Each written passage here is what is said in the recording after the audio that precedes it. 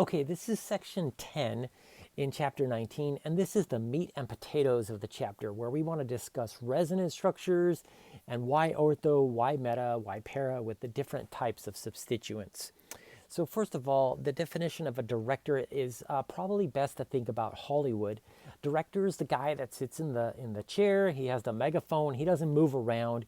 He just tells things, the actors or the set directors and other people where to go, where to set things up.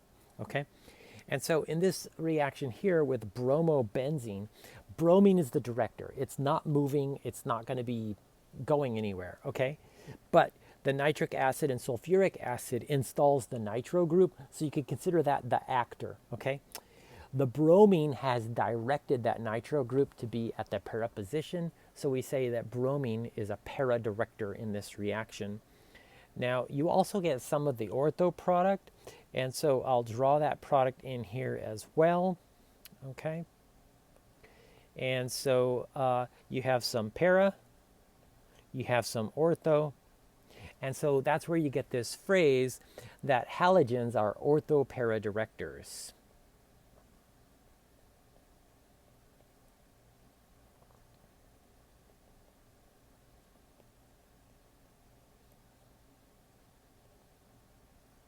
Okay?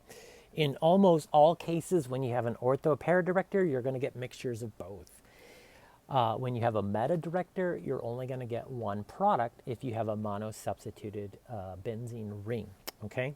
Now in the textbook, you have this great table 19.1 that I'd like to go over. Now, this is crazy. How are you going to remember or memorize all of this stuff? Well, that's why I have that phrase, no chops, okay? Let's take a look at where that phrase comes from, okay? So here we have nitrogen with a lone pair right adjacent to the aromatic ring. So I'm going to call that N, okay?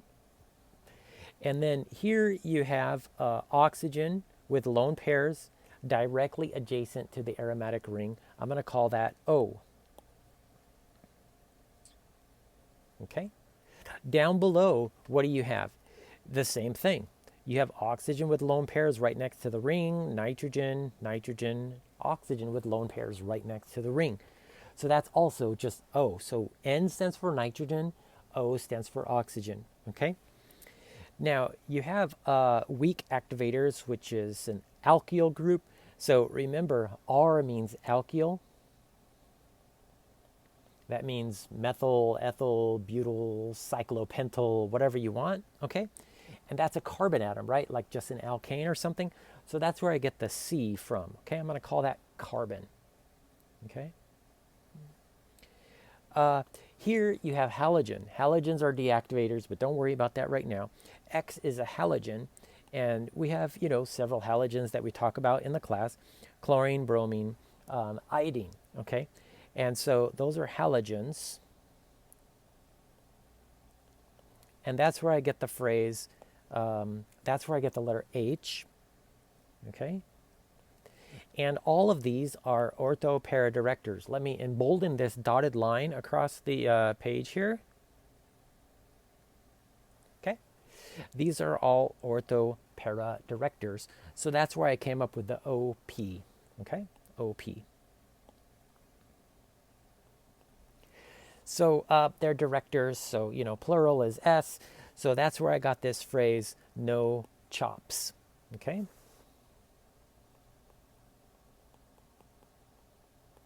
So this whole top of the table could be memorized with this phrase, no chops.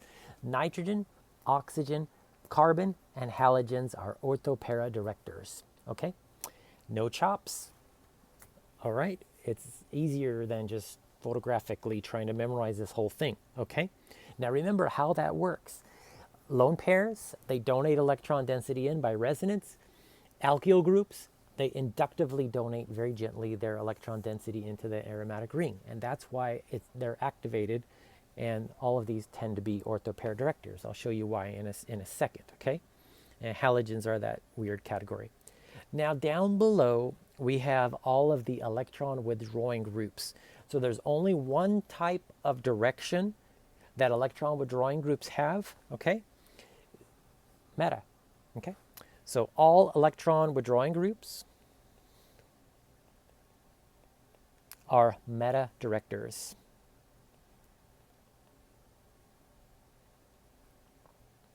Okay, so it doesn't matter what you have. And remember what we talked about previously.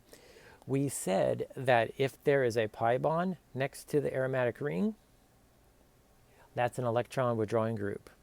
Okay. I wish they would have drawn the nitro functional group like I did in the 2 videos past, but there's a nitrogen-oxygen pi bond there. Now there's 2 situations, remember, that they don't have a pi bond right next to the aromatic ring. That's when you have the protonated nitrogen, or for example, a trifluoromethyl group. Okay, so those are kind of unique, but just all you need to remember is that electron withdrawing groups are going to be your meta directors. Okay, so that's very easy to now describe. So for example, if we have something like this,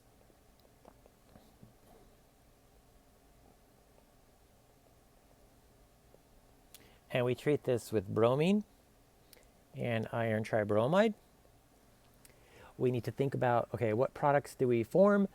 This is oxygen, right? No chops, so that's an ortho-para director. And so we want to draw the ortho product.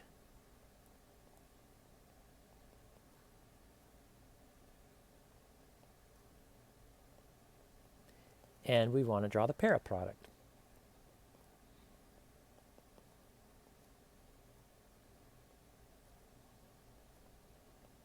Okay, so that's all we do. We don't want to try to predict what's major or minor here. We just want to draw both, realizing that we're going to get a product mixture. Okay, let's do another one. What if we have something like this? In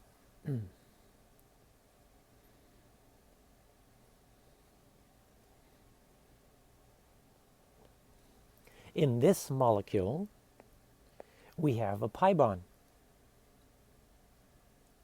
adjacent to the aromatic ring, which tells us this is an electron withdrawing group. All electron withdrawing groups are meta directors.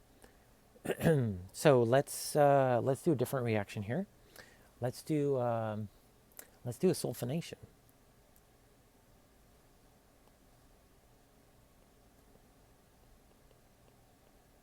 So this is fuming sulfuric acid, and so this is going to be an electron withdrawing group. So we know it's going to be a meta director, and so this is the ortho, this is the meta, this is the para. This is the ortho, this is the meta, and this is the para. But remember, there's a plane of symmetry down that aromatic ring. So the 2 ortho carbons are equivalent and the 2 metacarbons are equivalent. So whenever you have a meta molecule, there's only going to be one possible product. Okay? In this case, we want to write SO3H.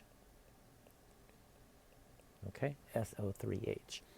So that's the meta product. This is the ortho, this is the para. Okay, so that's basically what we want to think about. All right.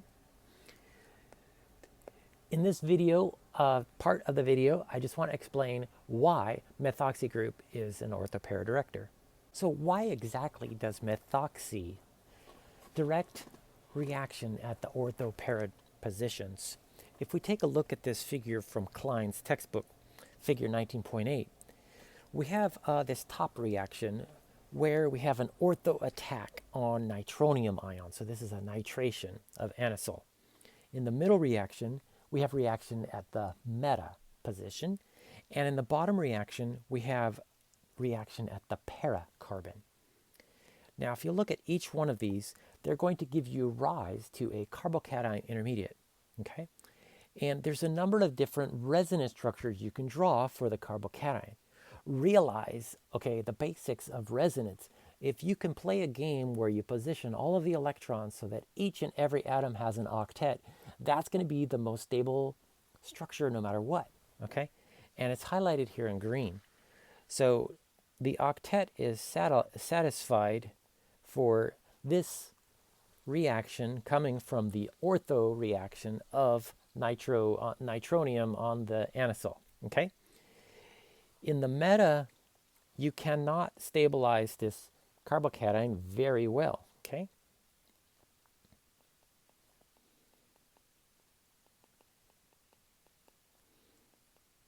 So you can't stabilize the carbocation. Now, in this bottom one, if you react at the para position, you can indeed get an octet on every carbon and oxygen atom in the structure, okay? So how is the anisole going to react? It's going to react by way of the more stable intermediate, okay? So remember again, if you have a reaction that gives you an intermediate that's very stable,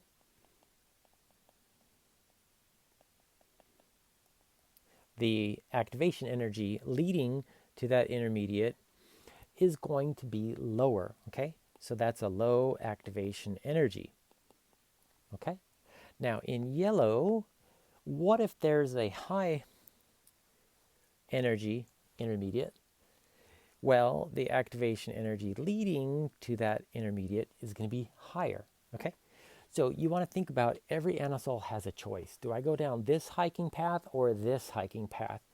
The one it wants to go through is the one in purple here to give you the ortho and the para reaction products. They both have the same difficulty, the ortho hiking path and the para hiking path, okay? Now the meta hiking path is really difficult. They need to have hiking gear. It's very high energy because you can't stabilize that carbocation in a way that's very good, okay? So it turns out that when you do a reaction with anisole, you're always going to get the ortho and para reaction products, okay? So let's do a Friedel-Crafts acylation. Okay, so this is going to stick on a methyl group. The methyl group pops on to the ortho position. Okay, and the para position. Maybe I should be drawing these in purple so that they correspond with the curves up above, but I didn't have that foresight. Okay, and these are going to be your major products, okay? You will form maybe 1 to 5% or something like this of the meta product, but in organic chemistry, we generally don't draw that, okay? So you don't want to draw the meta product. All right, so we just kind of change it into black and white. You don't make any meta product. In reality, you would make very small, minor amounts of that, okay? In the next question, we want to ask, well, why do electron withdrawing groups don't direct meta? So why is a nitro group? Remember again, we described it as an electron withdrawing group. So why is the nitro group a very strong meta director, okay? So when you do the reaction with a nitrobenzene, for example, we know we always get the meta product. Why is that, okay? So here, the figure here is from the Klein's textbook. And we see the top reaction here is a reaction at the ortho carbon, eventually after reaction giving you the ortho product, okay? You know, the 1,2-dinitrobenzene. The middle reaction is where you have reaction at the metacarbon, okay? And, you know, there's this carbocation intermediate we'll talk about in a second, but that goes on to give you the meta product, and that's somehow good, okay? We need to explain that. Now, in the bottom reaction, we have reaction at the paracarbon, okay? And there's this resonance stabilized carbocation, and that goes on to give you the para product, okay? Now, what you'll notice is that we have a carbocation that's resonance stabilized, and there's 9 structures here. None of those structures are able to make that carbocation happy in the sense of making it have an octet, okay? None of these carbocations are really that stable. We have carbon without an octet, carbon with a positive charge. That's not a good thing. In other words, we can't put these in a bottle and just isolate that, okay? So all of these structures are bad.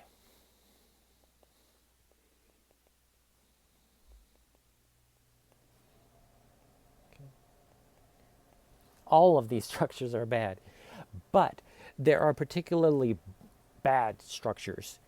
And you want to think about the nitro group is an electron withdrawing group It's pulling electrons away from something, and then you're positioning a positive charge right next to it, okay? So that in particular is very bad, okay? That's like a really terrible thing to draw right there that I'm putting a red X on, because you have a carbocation, which is positive, right next to a nitro group. If you remember what the nitro group looks like, it's a nitrogen with a positive charge.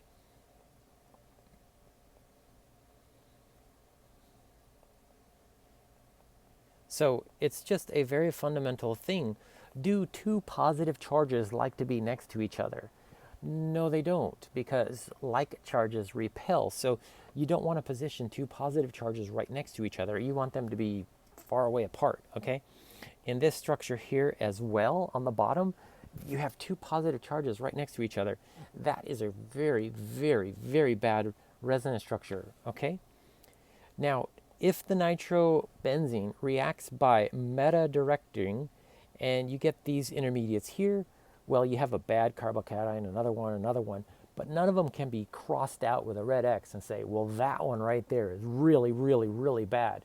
So they're okay. I mean, I wouldn't really use a happy face to say, well, that's why the reaction works. I would say it's not terrible, okay? So the ortho is really, really bad, okay? And the para is really, really bad because of this positioning of two positive charges right next to it. And the meta, well, let's maybe change the icon here. You know, it's a little bit worried and stressful, but it will happen, okay? So what does that mean? If you have an electron withdrawing group, okay, like acetophenone, and you try to chlorinate that, okay, this is an electron withdrawing group. All electron withdrawing groups are meta-directors. So what that means is that you're going to form the meta product. And remember that there's only one metacarbon because of symmetry. And so you're only going to form or write one product here. Okay, so we'll write Cl there. We could have chose the metacarbon on the other carbon, but that's still the same thing. It's a 1,3 isomer. Okay, I'll draw it here. Remember that three lines mean equivalent to. So that's equivalent to this structure right here on the basis of symmetry. Okay, both of these, you could say metachloroacetophenone. Okay, these are both metachloroacetophenone. Okay, how about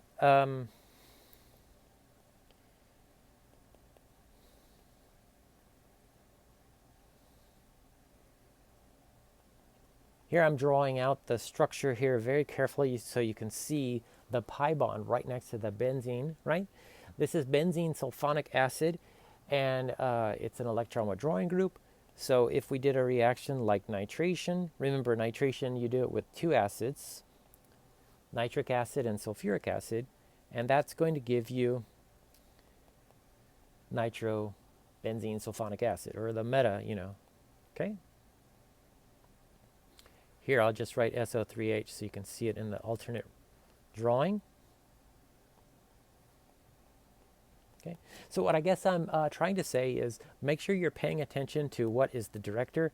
The director is the thing that's originally on the aromatic ring. This is a meta-director, so it's going to direct to the meta carbons, of which there's only one due to symmetry. This is a sulfonic acid group. That's an electron withdrawing group, so it's going to direct to the meta position as well.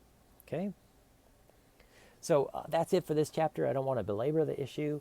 There's a good reading in the chapter if you want to get in more deeply and very carefully read things for a second time through. Okay, thanks for watching.